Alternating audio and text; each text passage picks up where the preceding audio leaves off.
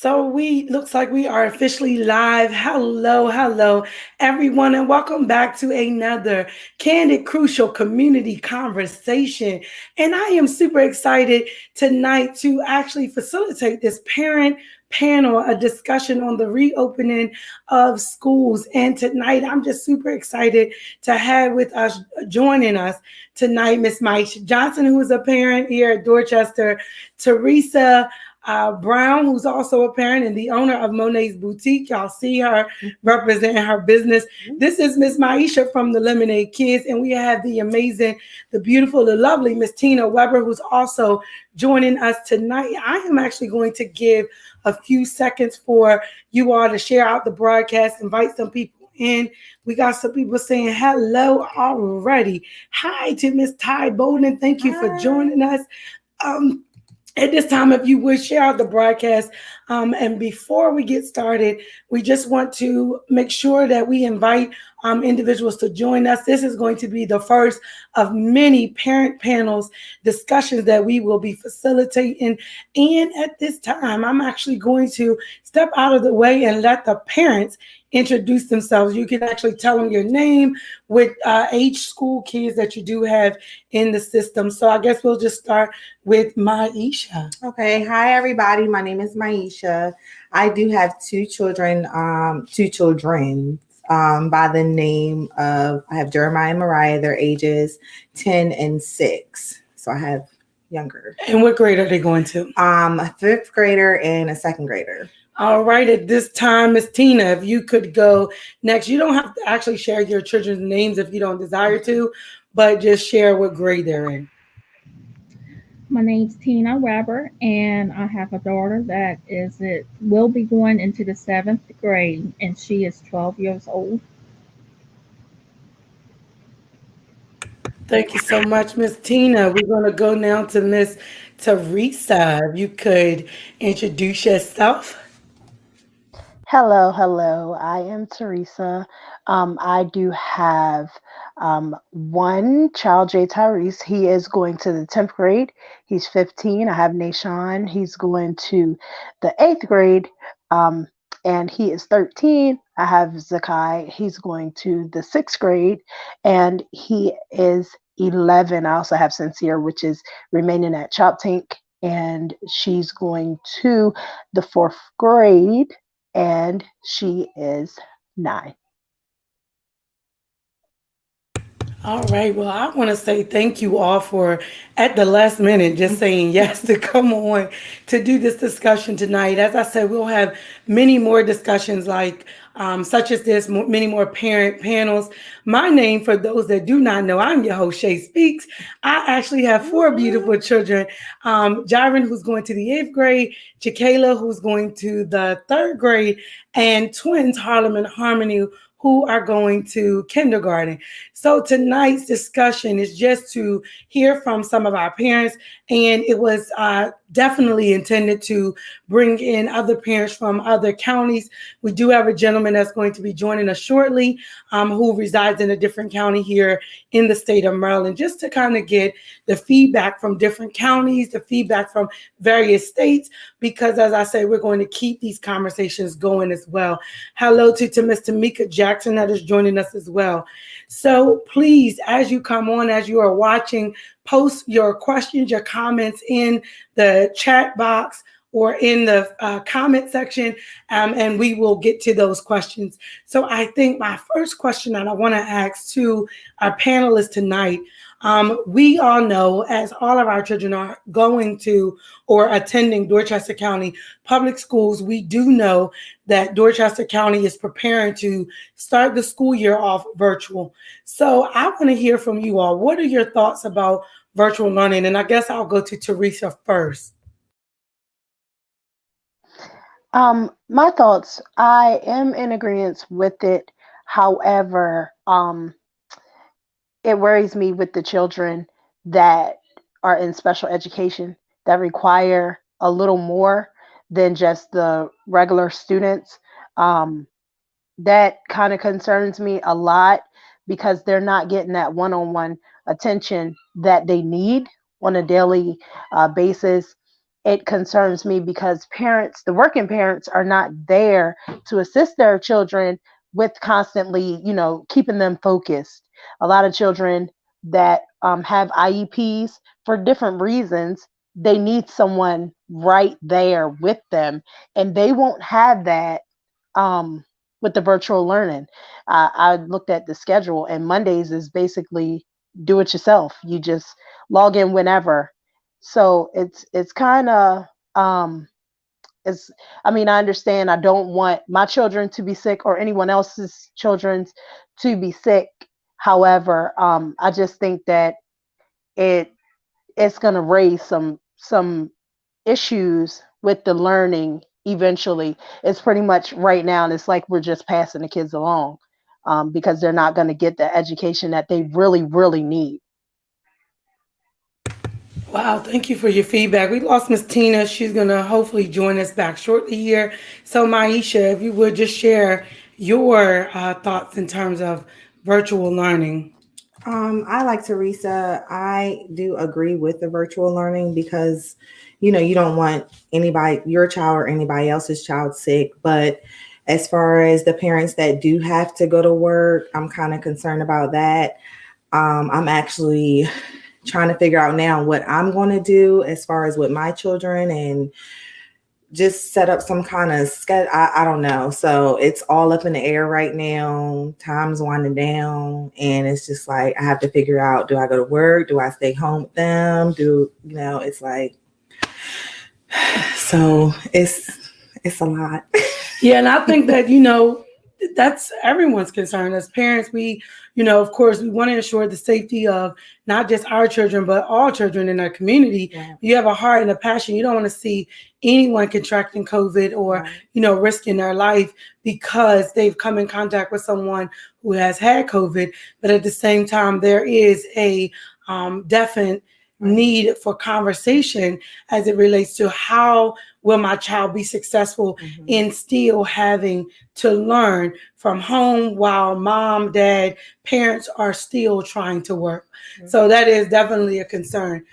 So I guess because at the end of the day, this isn't something that we have just, found out about. Virtual Right. learning, it's not something we've just recently found out about. Many parents, such as myself, was rooting for virtual learning. I do share in conjunction with Teresa in terms of students with IEPs and how they will be affected with technology and becoming acclimated to utilizing the technology. So my question to you all is, of course, we have been for the last couple of months when school let out in March, we had to kind of filter through, make it work with the packets that we were given. What was your experience with those packets? Maisha. Lord have mercy. Those packets, in the nicest way that I could say, was overwhelming. They were of the devil. That's I mean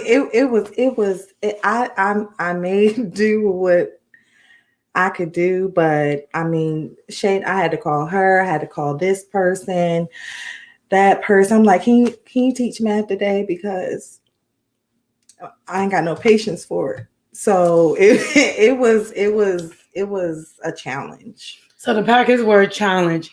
Miss Tina's back with us.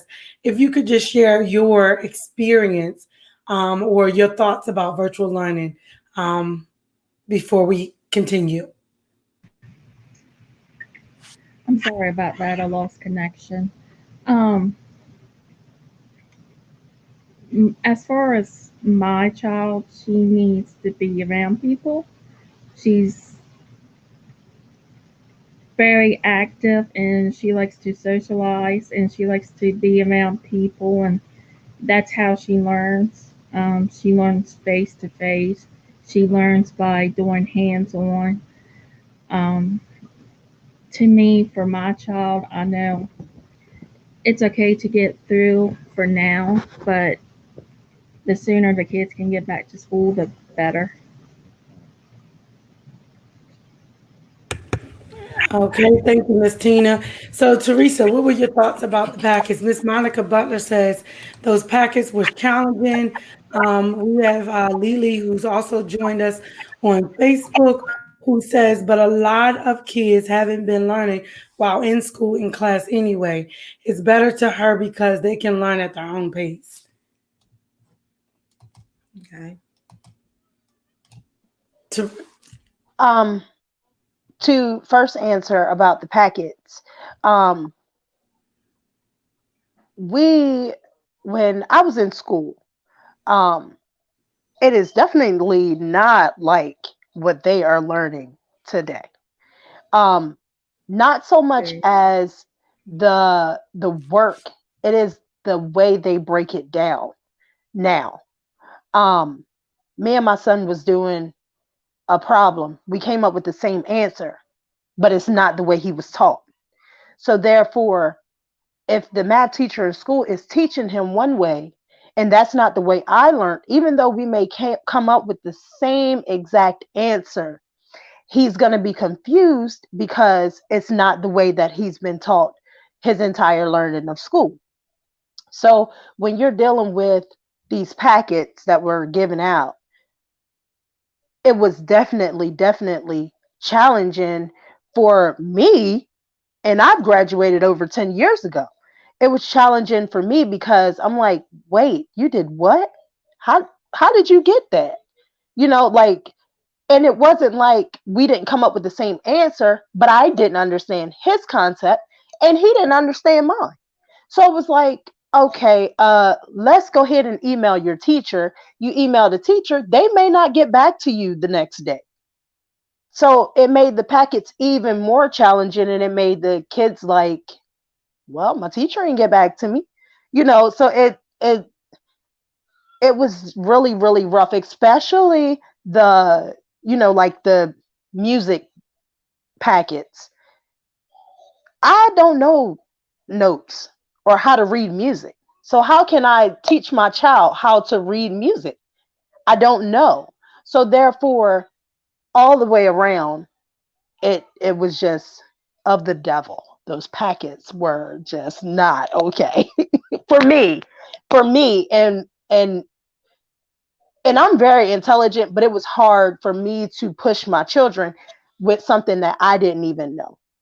Um, as far as Lily's comment, as far as the kids learning at their own pace, that can go either way. Learning at your own pace, you can lose focus really quick. And if you allow kids to learn at their own pace, that own pace may be, okay, let me finish up Fortnite and then hop back. Your mind is not on work anymore. So I don't think that, um, personally, I think your parents need to set a schedule for their children. It is no learning at your own pace. It is, we're going to do, what was your schedule in school? Was you in math for an hour? We're going to do math for an hour. We're going to move on to science for an hour. Because if you don't set some sort of structure, it'll go downhill. So that's where I stand with it. Wow, thank you for your feedback. I agree. You definitely have to have structure. You have to have schedules in place because even though a child may have been learning math for an hour in school, maybe an hour for math, they may not need it an hour for math at home. And the reason why I say that is because at school, when you have a classroom of 17 or more students in a classroom, everyone's learning style is different, right? So you have students that have grasped the concept and they are helping other students to grasp the concept. So, like Miss Tina said, her daughter's learning style with the social interaction helps to put her in a place where she learns better, right? Whereas another student may not grasp it in that bigger setting, larger setting. So one of the things that Ashley Stower says here, she said YouTube was her source. Yes. So YouTube, Khan Academy, I mean, I used it Yes. all, but I do know and I do have an understanding that every parent in Dorchester County, in any state, may not be privy to the knowledge and the resources that we have as parents. So this is why I want to continue to share in conversation. What advice or what hope would you give to a parent that are for the virtual learning, but at the same time, they don't have an understanding of how the school is teaching the children? So one thing I do know, because I asked the same question a few years ago, when they switched over to Common Core wasn't to confuse our children. It was really to give them a way to be creative with coming up with the answer. So it doesn't teach them one set way. We were taught simple math. That's it. 32 minus 12 is 20, and that's just what it was. Right. It wasn't, grouping and all of that, where the Common Core is intended to give students creativity in learning so that they don't see it just one way. It doesn't box their learning style in. So for a person that is home, and I know for us, we have spouses, all of us on here, we have partners to help us to navigate through teaching our children, to help balance the schedule. But what happens, like Maisha said, when you are used to working because you're used to having two incomes and you don't know how you're going to be able to continue to work by helping with the extra income and still ensure that your child is successful academically. What are your thoughts, Maisha? My thoughts would be, me personally, I don't like to ask for help, but since this whole pandemic, I have to reach out to other parents and other people just to ask for help, like how, or advice, right. Or how are you guys doing over there? Maybe I can tweak some things what you guys are doing over there and I can do here at my house. So I would certainly say, don't be afraid to ask for help. Even with my kids' teachers, I'm like, I'm sorry to bother you, but I don't know how to do this. So I think just being honest and don't be afraid to ask for help, and prayer. Much of that. Miss Tina, unmute yourself.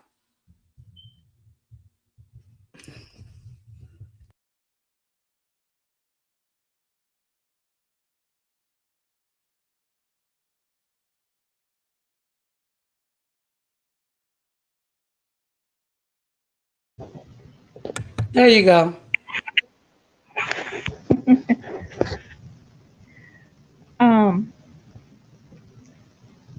I think communication is the big key.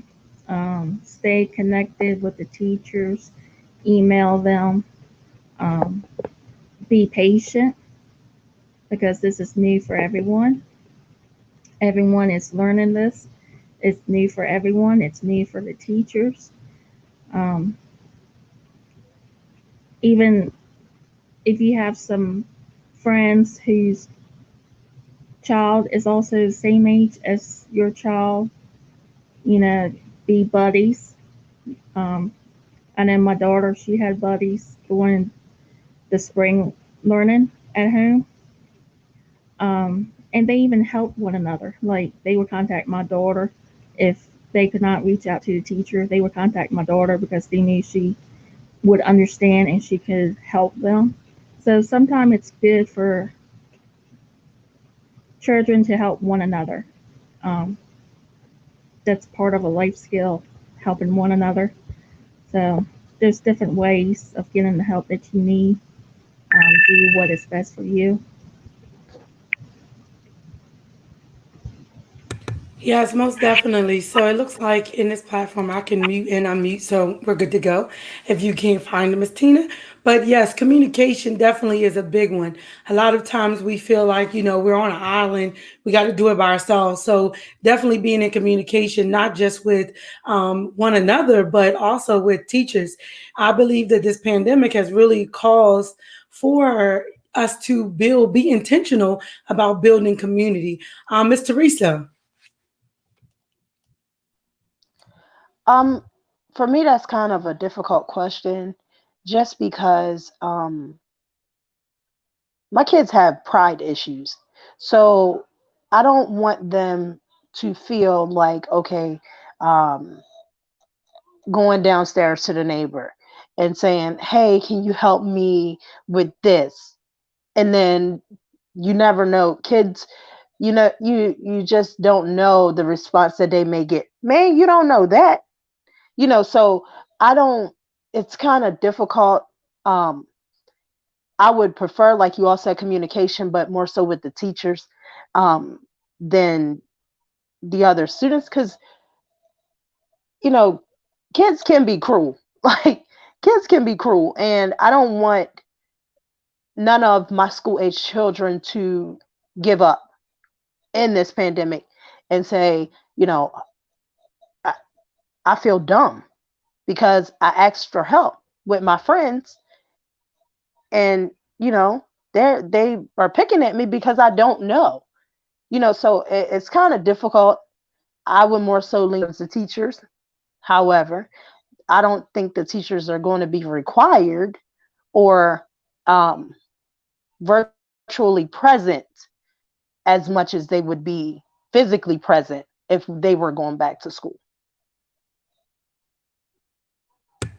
Oh well, yeah. I that's a lot, right? So I agree. Some children do face that, and they have to go through, just really being able um, to know like where comfortability lies in terms of asking for help. And that's the thing, we deal with a lot when it comes down to our children emotionally, right? And even in with them being in the school building, emotionally, our children were going through a lot. So, some things they spoke to us about as parents, and some things they did not speak to us about. So I think, even during this time, we have to consider that ultimately, when we really look at what's happening, it really puts a lot of the responsibility back on parents, right? And it's a lot of responsibility. And a lot of times parents will say, yes, I may not understand the academics or how it's being taught in school, but just like when we were coming through school, we were taught simple math. We had to utilize one another as well as whoever we could in our family to grasp the concept, to prepare for testing and things like that. I believe for me, my personal opinion is virtual school.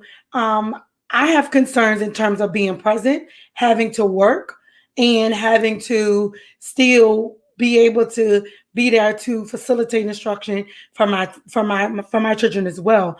One of the things that I had posed, and I'm not sure about the teachers union and what their contracts will allow them to do and what they cannot do, but I really believe that it would be a great thing to give teachers flexibility to be able to work early morning or extending the school day to have a presence in the afternoon or in the evenings when parents are off from work. So I'm going to go to some of these comments. Mike says, Ashley says, her son did have an iPad from the school. He was given assignments each week to complete on the iPad. She also is in Talbot County. So last year, Talbot County, they were ahead of the curve. They had iPads and electronic devices for students. And that's something else that we have to consider too, being so close to some of our neighbor counties. Talbot County also too has given parents the option to send their children to school in person or virtually. And that was something that Ashley shared on in the feed as well. Mike says Khan Academy is a beautiful resource to help with children of all ages. He has been giving it to his students who want more in-depth discussion besides the basic content that is needed or that they need. Mike is also a teacher, so he shared as a teacher, he has his email set up on his phone. He said he knows it's not the same as being able to teach in person, but it's a change he needed to do to make sure his students were able to communicate with him by day or by night. And I will tell you, Mr. Mike is amazing. All teachers don't have that same perspective. And I'm going to be honest, like Tina said, this is a new environment for Everyone is learning how to navigate this virtual learning, this virtual platforms. As you can see, we doing the mute on and off, and I'm really still trying to learn as well. So, I appreciate teachers like Mr. Mike. I know for me, having the four that I had, um, Jaron being in middle school, his teachers didn't check in with him every single week. However, I will be honest, his teachers were accessible as I reached out, as Jaron reached out. So they didn't check in with us every week, but they were accessible when an email was sent. Can you all share your experience? Teresa, I'll start with you. When you reach out to teachers, and I know Jay is in high school, you have some in elementary and in middle. What was your experience in terms of the feedback that you received? How long was it before a teacher responded to you? How long did you have to wait? And I guess we can just group by the school age, like elementary school. Did you get an immediate like that way? Well, with Kai, he was in Chop Tank, and his teacher would call. She would call maybe 2 or 3 times a week. Hey, how's he doing? Does he need anything? I just want to be here. She was there. Nashawn's teacher, I think she reached out via Facebook, through emails, but it wasn't the same. It wasn't the same. As far as Jay, we had one teacher, um, that actually helped helped him a lot through the school year. She reached out to me. However, um, technology on her end, Jay was putting in his work and it wasn't showing up on her end. So he began to get frustrated and he began not to want to do it. Like, I'm doing this work and she's saying it's not showing up. She's telling me that it's not showing up. Um, so she would reach out. The music teacher, he would send emails to everyone. It would be a group email. And I mean, Jay in high school, his teacher maybe reached out maybe once every 2 weeks. We would send emails, uh, text messages. I mean, it was really, really different. It was really, really different. And that's one thing that makes me lean towards the the the negative of the virtual learning, because my son put in the work. He didn't get, she didn't see it, and then he would reach out. She wasn't available. So um it gave him the vibes of not wanting to do it. And as adults, we do things, we don't want to keep doing it over and over and over again if we already done it. So I understood. So I think, I mean, it could have been better. It could have been better, especially for high school students. I don't think that my brother's teachers reached out at all. I mean, so I mean, it's a give and take. Thank you so much. Our last guest is on, Mr. Fletcher. You are muted, so let me unmute you. I want Okay. you to introduce yourself. Tell us what county you reside in, and then I'm gonna go ahead and direct the question we're talking about to you. Oh, how y'all doing tonight? I'm in Caroline County, so I've been feeling the hostility from a lot of parents. Well, I would say hostility. I would say concern. Um, so it's a troubling thing. So I understand this conversation needs to be had because we're just in a struggle. It's been a real struggle. Okay, So is yes, Caroline County going back in person or virtual? Caroline County. I'm sorry. I teach at Colonel Richardson Middle School. We are not going back in person. We're going back virtually to start off. We have 6 phases that we're dealing with before we take the initiative to get back in school. Um, Virtually, we will start September 8th, which is great. To be honest with you, I think it's a good thing that we start out virtually because we really don't know the seriousness of the coronavirus, even though we do know the seriousness of coronavirus. Yeah. I think people have to understand, and trust me, I'm talking as a parent. I have 5 daughters, 4 that are in school, so I know it's a struggle. But the reality of it is, we have to understand that there are a lot of teachers who have kids, and they're struggling to figure out what they're going to do, let alone teach. You know, and I know people don't see the side of that because it's like, oh, they get paid. And I heard people say that they get paid to do that. That's their job. Yes, but they're trying to survive just like we are. You know what I'm saying? So it's a tough spot. You know, we have to be considerate of the fact that the same way we are parents, they're parents, and we are parents. You know what I'm saying? So we have to do stuff. We got to figure out how we're going to manage, and still, because the teachers more or less might have to be at the school.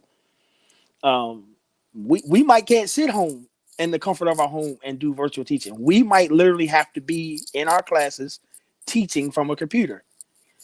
For myself, I think the main concern as a teacher, you know, helping students out, I think my main concern is those kids who struggle with the help in school.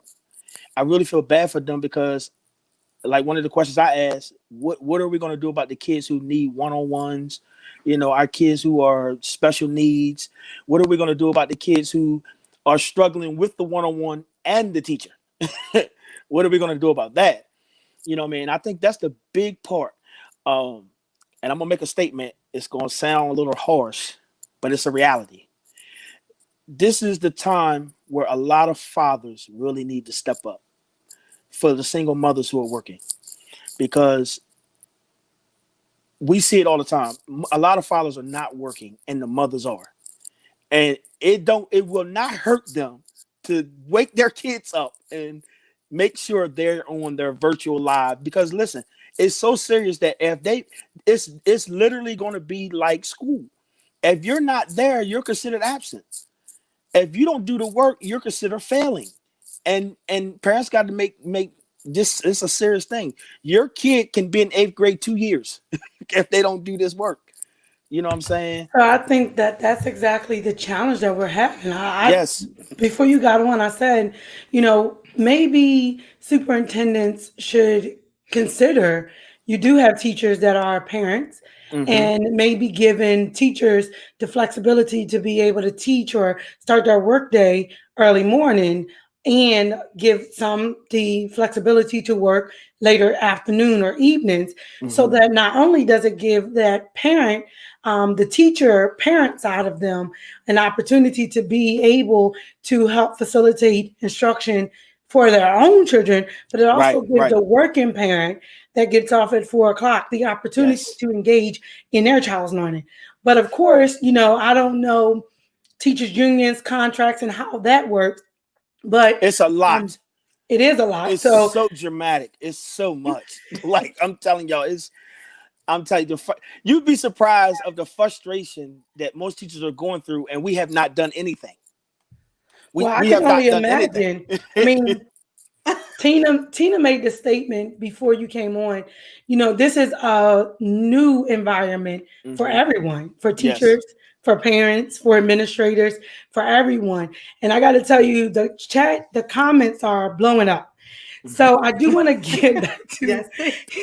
get back. I'm going to read some of the comments and then go back to the question. The question that I had asked was, just the communication. Last year, of Mm. course, at the end of the school year, we were, well, at the end of the school year, the last quarter, children stopped going to school. Packets were sent home. Some counties receive devices, electronic Yes. devices, to be Hmm. actually work from those electronic devices. Dorchester County was not one of the counties that received those devices. Yep. So we had packets and we were working through. So the question that I'm asking now, I'm gonna go to Tina, then I'll ask Maisha, and then come to you, Jonathan. I know you have a very versatile perspective as a teacher as well as an educator. So Tina, what was your experience with receiving feedback, or when you reached out for teacher help? How long did you have to wait in order to get that help?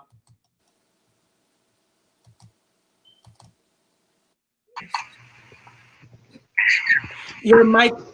Okay, go ahead, Tina. I had to change rooms. I'm sorry about that. Um, maybe a day or two, but it was not the same day. And a lot of times, because of my email is a Yahoo, it will go into the teacher's junk mail. And that's what a lot of parents don't know. If you have a Yahoo account, it will go to the junk mail. How often do people get in the junk mails? And I've brought this up many times, even to the principal. Emails goes to the junk, and the teachers don't always look into that section. A lot of times, I had to go on Facebook and message them, "Hey, we sent an email. Can you please check it?" So I would send an email. I'll wait. If I did not hear from them about a day or two, I send a Facebook message. Check your email. Check your junk mail, and that's where the emails went. So, her child is actually in middle school. Thank you, Tina, for sharing. Her child is in middle school, and that's a real concern. If you don't have a recognizable email, it I will didn't know go that. to spam. It will go to junk. So, Maisha, share your feedback.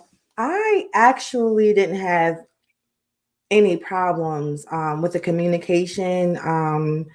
My kids' teacher or their teachers, we kind of had a bond before school started. I mean, stopped. So, and with my son, because he needs a little bit more extra help, I'm always in contact with her at least 2 times a week. How's he doing this week? Behavior wise or whatever like that. So, I really didn't have any problems at all with that. Okay, Mr. Fletcher, your experience with contacting teachers as a teacher. Well, me, I didn't have a problem because I had direct contact with teachers. I did So, too. I had direct. but another thing too, over in our way, um, thank God, a lot of our kids, about 95% of our kids, were given devices. Mm. So the biggest problem we had, we couldn't get the kids to do the work. Oh. That was one of the problems. Like I literally turned into a social worker. Like I was getting calls like, "Hey, can you find this kid? Can you find these parents? They're not doing the work." I had to do that because we don't have a Maisha's, Teresa's, Tina's. It's a lot of parents are just not. I wouldn't say don't care, but they don't have the time. Mm-hmm. You know what I'm saying? Because they're working. You know what I'm saying? So it turns into you already stressed from a long day of work, and then to hear that you email teachers and they don't respond to you. By the time they respond to you, it's a whole nother assignment. So it's really tough. So like with us, because our kids had devices, we were able to track what they do more or less. And then teachers would interact. They would do certain things with certain kids. But our biggest problem was a lot of the kids just wasn't getting on the laptop. They were using the laptops for everything else but to do the work. YouTube. Yeah. So, I mean, we laughing, but that's It's a the real truth. concern. It's the Yes. truth. And that Mhm. was my thing, right? And I am an advocate for teachers, parents, administrators, whoever. That's naturally what I do. But ultimately, when we start having, again, this is candid, crucial community conversations. When That's right. we're going to talk about it, right? And Mm-hmm. what's candid is we do have parents that will not take the initiative. They'll That's get right. the device, they'll get the Mm-hmm. jetpack from the school, and they still won't put that information or make their children give them that discipline to sit down and actually do the work. That's right. So that's one of the things that I said. We can give the schools, the teachers can be readily accessible. They can give you all of the resources. But what are the resources if you're not? What good are the resources if you're not going to use them? That's Let right. me just go to some of the comments before we continue. Ashley Stower says, my son's teachers had Google Meet scheduled every day for the kids to join. Mm-hmm. Also, a weekly Google Meet for parents to answer questions, etc. What? So I think for us in Dorchester, this is something good to look forward to. We were behind the curve. We were not given, devices, electronical devices for students to, teachers to actually see the progression of their students, right? And again, none of us expected us to be in a pandemic. That's None of right. us predicted COVID-19. However, only thing we could do is roll with what we could roll with what we had. It's Um, tough. it is tough. So It's Ms. tough. Donnell says, my grandson has Google Classrooms, and a lot of times he didn't have access because of the passwords, and they had to erase other students' work before he could enter his own. It was Wow. very frustrating. So her grandson attends school in Dorchester County as well. Monica Butler says all three of mine were in elementary school this year, and we set up an appointment times once a week for check-ins, and that worked for us. And they were all accessible. They were from Sandy Hill. We used FaceTimes. The teachers had short videos, and the school's Facebook page helped out with assignments.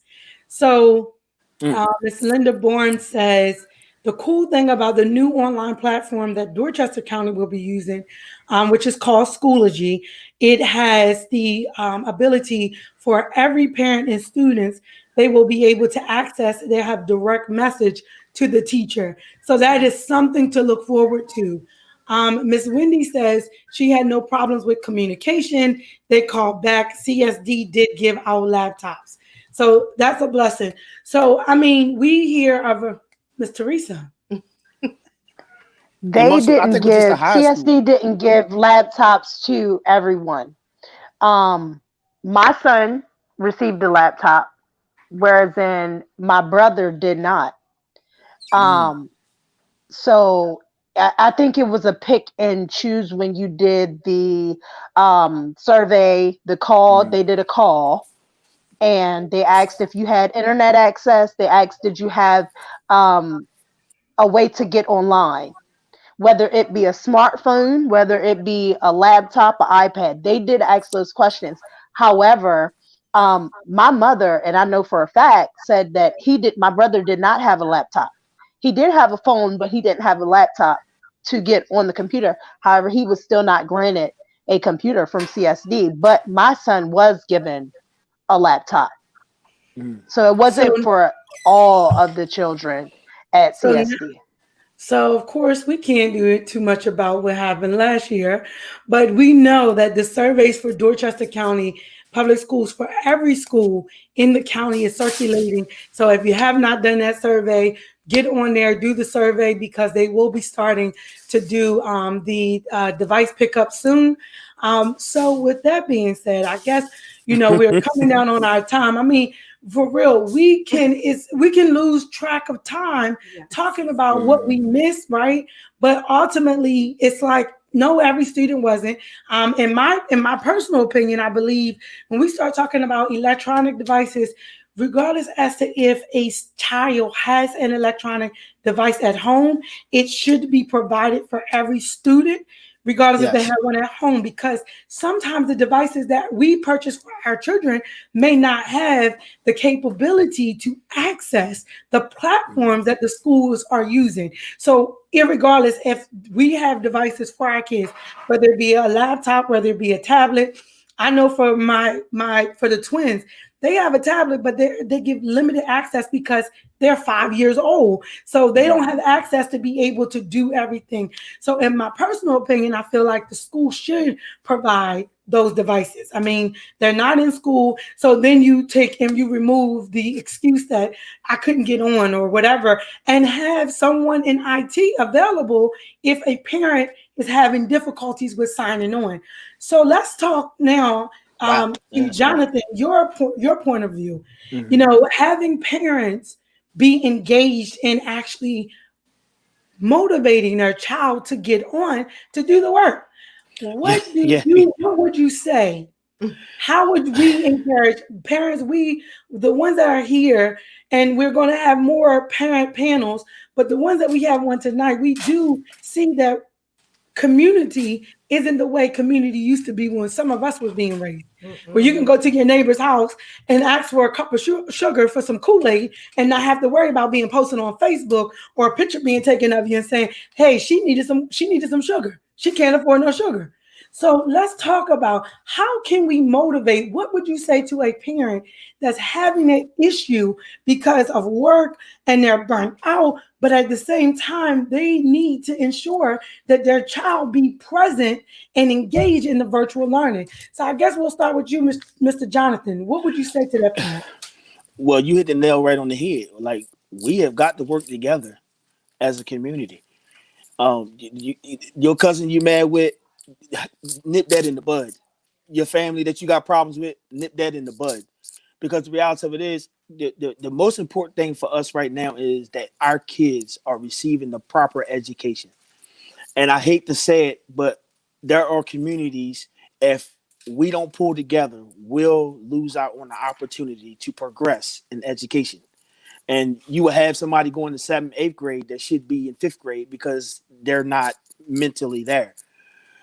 So like, we just need to work together. Now, from a perspective of myself, I have kids who are under me that are not my kids. I reach out to them, make sure, hey, are you doing your work? And I have access to them to make sure. And it's the big thing. And I think somebody said it earlier. Communication has to be the most important thing, because a lot of parents are complaining because they simply don't have no information on what to do, how to do it. Listen, I was teaching, my daughter was showing me something with math. When I was coming up, 2 times 3 was 6. Now you got to come through Noah's Boneyard to get the 6, you know? So parents are literally going crazy because it's like, wait a minute, this is not how I learned to count 20 years ago, you know? So it's kind of difficult. So now we're in a place where we really need to pull together. Parents, and somebody said that where they meet with the teacher. Listen, parents need to really, one day out the week, say, look, can I set up an appointment to meet with you? Because if I don't know what my kid's supposed to do, guess what? My kid is not going to know what they're supposed to do. And we just gotta take the initiative. Listen, it's a change. It's a big change. And believe it or not, it's going to be a struggle. Uh, but the thing is, if we come together and communicate, help one another out, stop being ashamed to say, look, I don't understand this. Can you show my kid? You know what I'm saying? I've had parents inbox me and say, hey, look, I don't understand this. Can you show my kid? And I do it because, like, is it more important to say, oh, they didn't know this, or to say, look, I'm helping somebody out to progress? And that's the thing. We just really got to come together. The community, the teachers, the board of education, and I can't even tell you the frustration that's over my head with them. Not because they're not, it's a tough situation, but the lack of communication makes it so hard for parents to advance, to figure out, like, what do I need to do? And let's just be real. A single parent home, they need to be 2 weeks ahead of the game. Like, you don't tell me 2 days before, well, we're going to do this. No, we need to know so we can prepare. Parents can prepare, and believe it or not, parents, it's time for us to go back, sitting at the table and doing work with our kids. Because if we Absolutely. don't, we're going to be in trouble. Absolutely. Thank you so much for your feedback. Maisha. Um, I definitely agree. Communication, and like Jonathan said, we can't be afraid to ask for help and breathe. Like, just breathe. I've had to. We'll be at the table doing the work, and I'm like, okay, guys, we're gonna take a little break because I had to go outside and get my bearings right, and not taking your frustrations out on them, because I mean, it, like Shay said, it's new to everybody. So we can't get frustrated. We just have to breathe. We're all gonna get through it. That's all I have to say. And just stay in communication with your teachers, not just now, even after this pandemic happens, stay in communication with them. Create a bond with them, because it's like they're teaching your child. So they're with the teachers, more than their home. So that's my suggestion. All right, Miss Teresa. Um, the initial question was what advice or um, could Jonathan give to parents to motivate their children? And where I stand is everything works different for different households. I don't give an option, okay?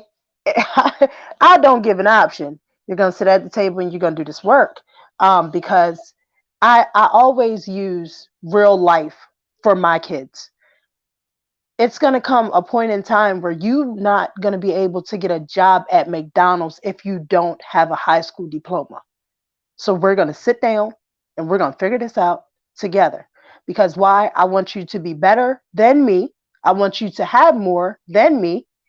And you can't do that if you just give up. So I don't personally give an option to, and everybody that knows me personally know I don't give an option. No, we're going to do this work. I had to do it. Like, I didn't always like school, but I did it and wasn't allowed to bring in a C to my mother and father's house. So I don't, my advice to my kids is let's get it done. Let's You get you it want you done. want you want to go to the store? Let's get it done. That's good. Just let's get it done, Miss Tina. You're good to go. Um, as for me, I don't rely on the teachers to teach everything for my kids. There's things that me and my husband can teach my child. Life skills. You can teach your child how to cook, do things outside, build things. You don't have to rely on everything. Let the teachers do what they can, and as a household, teach your child other things. Life skills or how to build things. Kind of like think outside the box. You know, there's so many things that we all can do and can teach our kids that the teachers don't necessarily have to teach. Um, the parents, to me, are the first teachers. We've given birth to them. We've taught them how to walk. We've taught them how to speak. You will always be your child's first teachers. That's good, So Tina. I don't rely on everything. I do let the teachers do their job, but I also teach my child other things that she needs in life. Thank you for sharing. Yes, absolutely. I do believe that we cannot use the pandemic or COVID-19 as a crutch.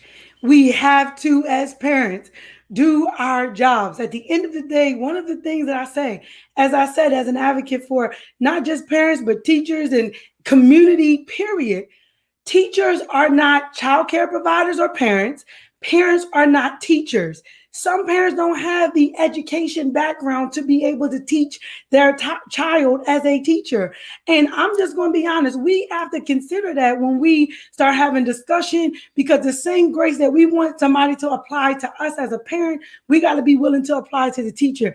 But ultimately, I'm going to be honest, this conversation is definitely one that's needed. It can go on because Jonathan, you said a whole lot, right? Yes. And one of the things that you said that I got to go back to is, if the truth really be told, pre-COVID-19, a lot of individuals are in grades that they have no business being in because academically they have missed the mark. And the reality is we have relied so much on what used to be the No Child Left Behind Act, where students were still not getting basic concepts but being passed on to grades because of the No Child Left Behind Act, which is now the Every Student Succeed Act. And in that act, we're supposed to be ensuring that children get the interventions they need, the supports they need, but at the same time, realistically, does it happen? Absolutely not. You don't have the manpower in the education system to give every child everything that they need to be successful. So with that being said, next Monday, we are back. We are going to be bringing back some of the candidates that are running for Dorchester County, as well as some of the current board members will be on next Monday on Candid, Crucial Community Conversations.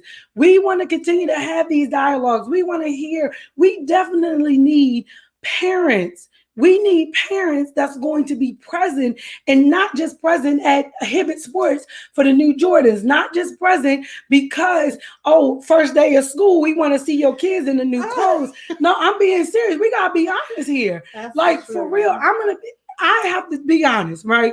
As a parent, having 4 children, we go to parent teacher conference and everything. And I promise you, within the first 2 weeks, every single thing that my youngest son, teacher told us in parent teacher conference about him and his learning style and how he responds, I seen in the first 2 weeks. So I had to go back to her and I had to say, I appreciate this, but I had already been seeing the behaviors at home, not academically related.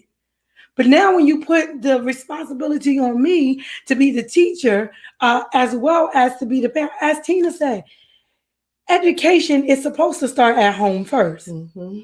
Then we wonder why we got a community of disrespect for kids. But hey, we're not going there tonight. So Wendy said, if you told them you had a smartphone they did not provide, is what they told us when we picked up our device. Very sad, very unfortunate, because that shouldn't happen.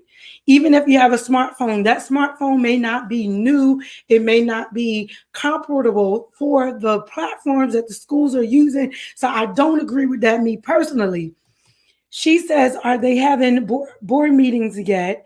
At the school board. Yes, Wendy, they have not stopped having board meetings.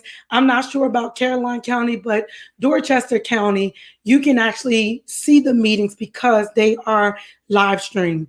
Miss Kiara says, you'll be surprised how much those life skills and at home activities spill over into the academic world. No matter your education level, something you do at home will help your student in school. Good point, Tina. Absolutely. We have to get back down to the foundation of family. Yes, they learn how to cook. Home economics is something that recently came back to Mason's Lane Middle School. It's something that I just recently found out about because my son is now going to the 8th grade, but I don't remember home economics as vividly when he was in 6th grade. However, home economics should be happening in our home, right? We should be teaching our kids how to cook. We should be having conversations about money at a young age, not when they're in high school, but we need to start having those conversations when they're in elementary school. Yes, they've had programs that have come into the school, but how much time is really given for our children to learn the concept of what the value of $1 or a $20 bill is and how to spend it? Are we taking our children to the grocery store and saying, here's $20, I want you to do the grocery shopping, or $50, I want you to do the grocery shopping for this week, to see how they would spend that money, to teach them those basic economics. Mm-hmm. So I want to come back around to the panel for closing discussions as we wrap up. I guess we'll start with Miss Tina.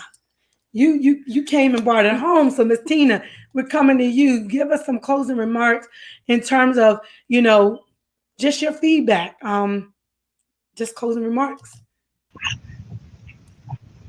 There is actually a board meeting this Thursday for Dorchester County. Go on their website. You can find all the information, and it will give you all the future dates as well. Don't be afraid to also contact the Board of Ed. They want to know feedbacks from parents. They need to know things.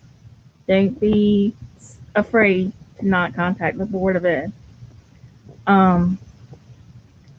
Shay, you said it. I mean, I do that with my daughter. She goes shopping with me. I give her a budget. We do we plan meals together. She knows how to sew. That's something we've taught her. She knows how to build.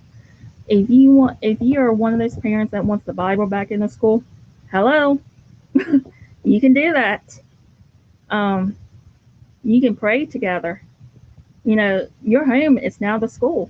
So everything you've been complaining about the school have not had, guess what? It's in your home. So Everything that you said, do it in your home. Wow, strong closing remarks. That's good. Everything you've been complaining that the school hasn't had, it's in your home. You can have it. Absolutely. Teresa.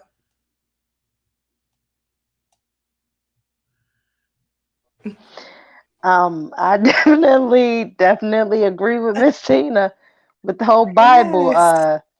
The Bible comment. I agree with Miss Tina. Um, However, my closing remarks are stand with the opening remarks. I do still have concerns about the children that have IEPs and that receive help coming in with tests. You know, that one-on-one uh, help that they get in the school that they will not get.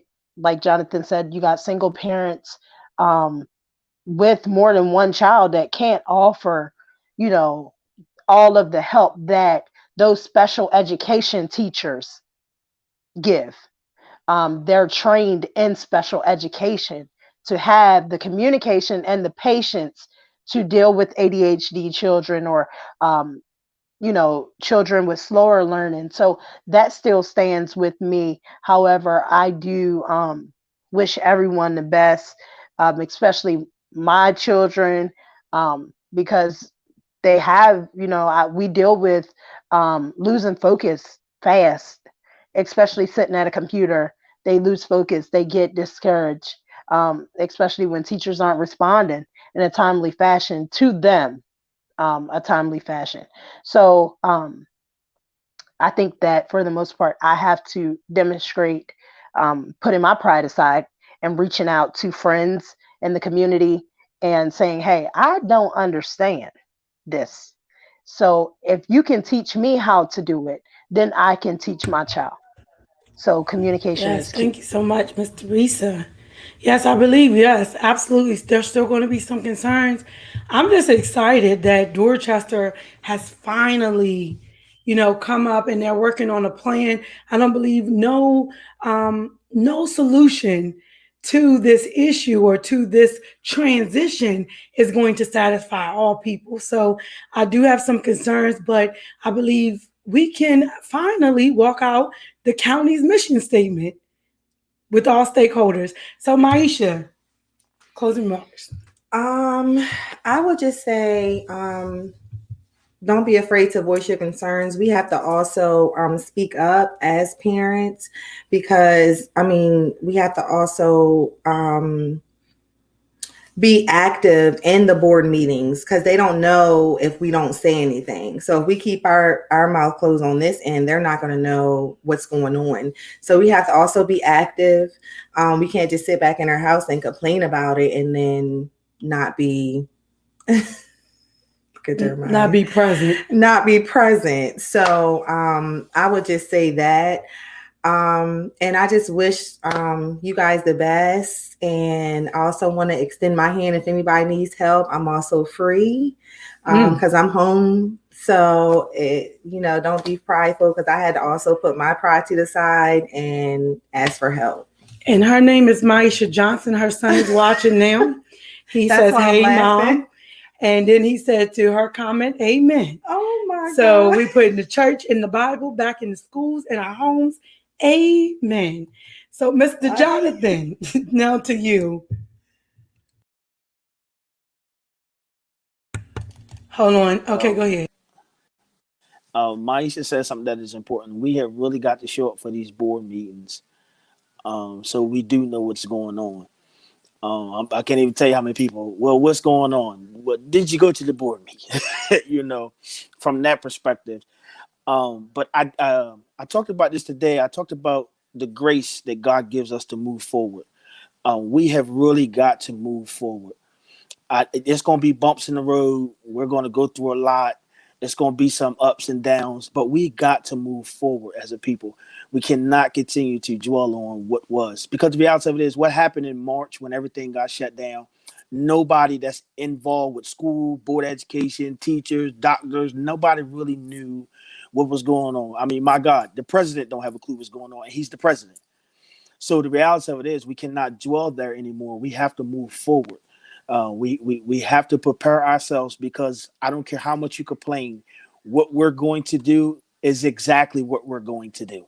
It's going to be virtual until everything is safe. So it's no need to complain about why we're virtual. We're virtual. Get over it.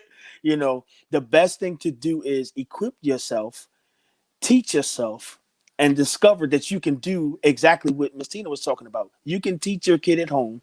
You're not that far removed from school where you can't comprehend, things of that nature. And we just really need to move forward. We really need to move forward. So I encourage people to move forward. Like let's March is gone. We're heading into the new school year. Let's prepare ourselves. Let's get more engaged. Let's be more apt to teach our kids and prepare them, because we don't know. This could be all year long. We don't know. So we have to be prepared. So I think it's just time for us to move forward and hope for the best. Well, y'all heard it from Mr. Fletcher yourselves. Get over it, move forward. We rolling with the punches. So I appreciate each of you all for joining tonight. Next Monday, as I say, we're going to have some board members, some candidates that are running for board joining us next Monday. The following Monday, we're back with another parent panel. So I'm just excited to keep the conversation going. But it's not enough to have conversation. We have to be present, not just on these type of conversations and discussions, but we need to be present for our children. We need to be present for one another. And that's the thing. I mean, the art of building community, engaging one another, and just being present is what's going to be important. To be selfless, meaning to have and to show compassion for the next person's success, is how we're going to see our children successful. Not just successful for now, but successful in the future. Know that, like Mr. Fletcher said, you can sit back and allow your child to dictate when they're going to show up, how they're going to show up, and your child will be sitting in the same grade next year. There is conversation about the testing requirements coming back to school year. So we have to get to the place where we support one another, where we have virtual social parties for our children, where they could come on and see one another. And I'm not talking about just talking about it, but we have to be about it. We have to continue to show up. So as Jonathan said, that's what we're going to go with. It's time for us to move forward. So until next Monday, we thank you for tuning in for another Candid, Crucial Community Conversation. You are united 4C strong. What that means is we're committed to continuously having candid, crucial conversation to build and engage community in a way where we are cohesive. I will say, and this is just what I'm going to say last, that the packets, in my opinion, was a good illustration of inclusion.